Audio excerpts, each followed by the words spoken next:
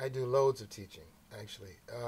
I'm at Juilliard, Manhattan School, SUNY Purchase, and a little bit at City College now. So I have a very full teaching schedule in New York City. And then when I go on the road, I often do residencies and master classes.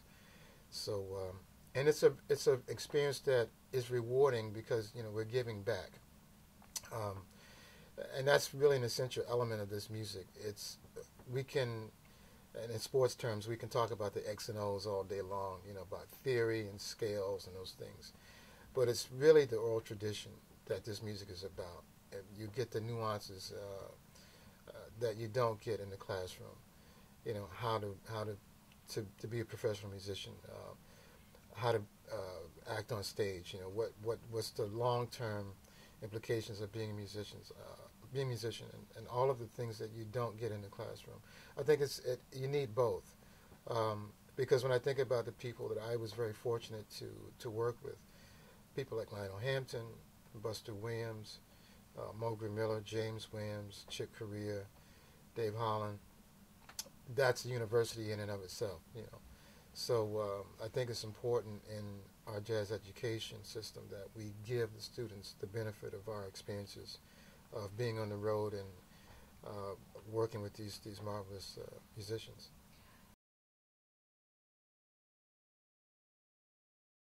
Yeah, you're right. It's very difficult for the student now to get that experience because the apprenticeship system is, for all intents and purposes, doesn't exist anymore for many reasons. But the first thing that I do with the musicians is to let the young musicians is to let them know that this is the legacy, that was how the music formulated. First of all, to just have the wherewithal to ask, okay, how did we get to this point? Who did Charlie Parker play with? Who did John Coltrane play with? Who did the guys that I listened to learn from? So that they have the wherewithal to look back. So they understand you have to go back to go forward, to see that the music doesn't happen in a vacuum. It's part of a continuum. So to see that it is part of a rich historical legacy and that it's uniquely American, to go back and look at all the specific historical events that brought together all of these elements so that this music formed and how it formed, and the blues and all of the rich traditions. So that's the first thing, so that they have that awareness.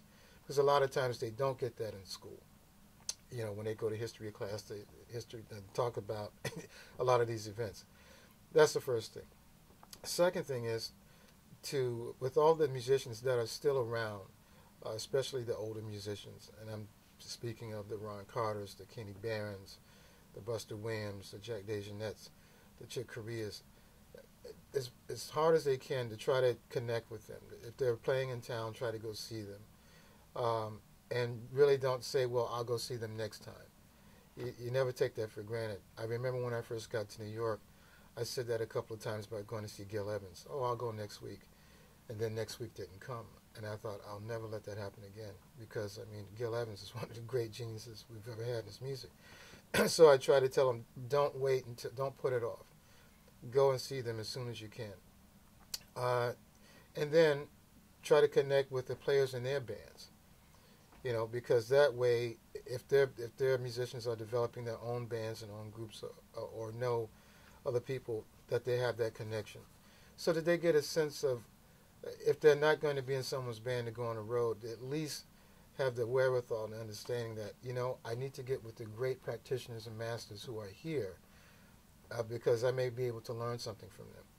So the last thing is, I let them know that they have, unlike we did 25, 30 years ago, technology at their disposal, because that's part of their language. They grow up, I think of my son is 21, and he doesn't need any instructions when he takes a cell phone out of the box or a computer. You can just open it up and there it goes. And so this is how this generation is. So they can use that to their advantage to form coalitions and relationships, not just in their local school or neighborhood, or city or town, but indeed across the world. They can find out who's playing anywhere, because there are great musicians, young musicians from everywhere now, from Europe, Japan, South America, so they can network and so they can use that. And also, you know, when they do have their projects together and they record, they can use that to promote it and to, you know, get work and put tours together. And I've seen a lot of my students begin to do that now. They start to put together tours in Canada and Europe. So they are using that technology. But the main thing is to understand that even though they may be trying to do something new, I should say new, with the music, that it comes from somewhere. And it's very important for them to go back and get the history so that they understand the continuum and where they are in the continuum.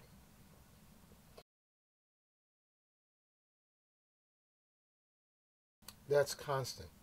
That is constant. It literally is constant. And that's a wonderful thing because there are recordings that I hadn't listened to in years, and maybe some of my students will be into that particular recording, a Coltrane recording or a Sonny Stitt recording. Someone brought in a Bunky Green recently, and Bunky had been on my radar for many years. I remember this record called Soul in the Night he did with Sonny Stitt. And one of my students studied with him at the University of North Florida, and he brought in a Bunky recording that I'd heard a little bit of and had not really investigated fully, and he brought it in. And there's one particular tune of his called Seashells, which is just amazing. So that really got me back into Bunky and doing, you know, trying to hear his concept, and it's really great. It's amazing. So, but that kind of thing is happening all of the time, and that's what's wonderful about it, because there's so much music. And I often tell my students, I hope I get a chance to come back in the next lifetime and get to the music I won't get to in this one, because I know there's a lot that I really won't get to. But it's a constant part of the process, and that's what's so wonderful, because I may be discovering something that's old that I hadn't heard before, or something that I am rediscovering for the second or third time, and I begin to hear it with new, fresh ears. So that's constant.